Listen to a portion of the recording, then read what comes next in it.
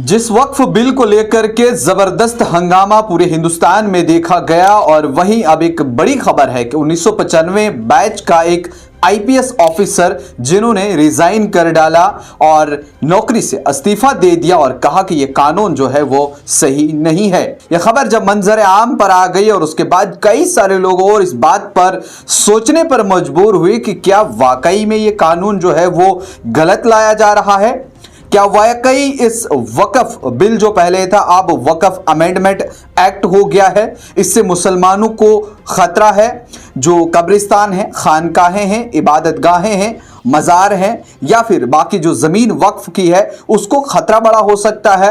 क्योंकि जब से इस आईपीएस ऑफिसर ने रिजाइन दिया है और इस पर हेडलाइंस जो है वह और चल रही हैं। और ऐसे में यह देखा जा रहा है कि एक आईपीएस ऑफिसर जिसने इतनी ज्यादा खिदमत अभी तक अंजाम दी पुलिस महकमे में और अब वो शख्स इस्तीफा दे रहा है कि उसका ये कहना है कि कानून जो है वो सही नहीं है। बहरहाल ये खबर जब वायरल हुई और उसके बाद हमने इसकी तह तक जानने की कोशिश की कि आखिर कौन है ये नूरुल हुदा,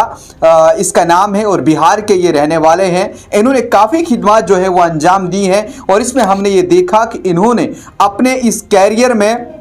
समाजी भी बहुत ज़्यादा काम किया है, खिदमत तो अंजाम दी, अपने फ़राइज़ के साथ साथ इन्होंने समाज सेवा भी बहुत की और हमने देखा कि 300 बच्चे जो हैं वो अभी भी तालीम हासिल कर रहे हैं जिनका ख़र्चा ये उठा रहे हैं और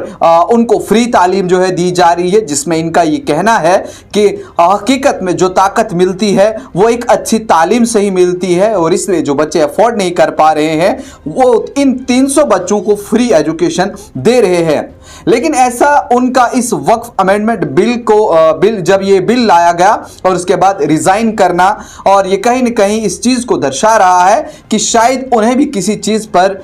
कई मकाम पर ये जो है वो गलत लग रहा है। और ऐसे में देखा यह गया कि अब वो इस वर्दी को उतार के जहां उनके कंधे के ऊपर स्टार थे अब उन्हें उतार के अब ये सियासत की दुनिया में कदम रखने वाले हैं, यानी अब ये समाज सेवा करने वाले हैं और उन्हें कहा कि मैं जब तक जिंदा हूं मैं लड़ूंगा समाज के लिए, मैं कोशिश करूंगा। लेकिन इससे पहले अगर हम देखें तो इन्होंने जो अपनी खिदमत अंजाम दी, धनबाद में दी, आसनसोल में दी और उसके अलावा दिल्ली डिवीजन में दी है, रेलवे सेक्टर में रेलवे की सिक्योरिटी में इन्होंने बहुत ज़्यादा काम किया है और उसके अलावा इनका जो काफ़ी ज़्यादा रूल जो रहा है वो नक्सलिज्म को भी ख़त्म करने में, उस पर काबू रहने पर भी, उस पर काबू पाने के लिए उस पर भी इन्होंने बड़ा और अहम रोल अदा किया है। और इसके साथ साथ इन्हें जो है कई बड़े मेडल भी जो है वो दिए गए हैं, बड़े एजाज होते हैं जिसमें एक विशिष्ट सेवा मेडल होता है वो भी इन्हें मिला है और उसके साथ इनको जो है वो डायरेक्टर जनरल चक्र भी जो है वो भी मिला है। और इस तरह के बड़े अवार्ड इस नूरुल हुदा जो आईपीएस ऑफिसर है इसे मिले हैं और ये बिहार के सीतामढ़ी के रहने वाले हैं। 1995 बैच के ये ऑफिसर थे जिन्होंने इस समय जो है वो सुर्खियां बटोरी हुई हैं। इस्तीफा दे देना, आईपीएस की नौकरी से रिजाइन करना, अगर आप मौजूदा वक्त की बात करें जहां लोग सिर्फ इस चीज के इंतजार में होते हैं कि काश हमें कहीं मौका मिले और हम लोग किसी सरकारी खाते में चढ़ जाएं, किसी पन्ने पर आ जाएं, किसी वेबसाइट पर, सरकारी वेबसाइट पर हमारा नाम आ जाए या क्लास 4th में हमारी नौकरी लग जाए, हमारे लिए वही बेहतर है। लेकिन वहीं इतने बड़े पद पर, इतनी बड़ी पोजीशन पर रहने के बाद उसका यह इस्तीफा देना कहीं ना कहीं किसी भी चीज पर जो है वो मजीद असर डालने वाला है। लेकिन आपने किस तरह से इस पूरी खबर को देखा या आप नूरुल हुदा के बारे में अगर आप ज्यादा जानते हैं आप कमेंट सेक्शन में लिख सकते हैं, या उनका इस नौकरी से इस्तीफा दे देना और इन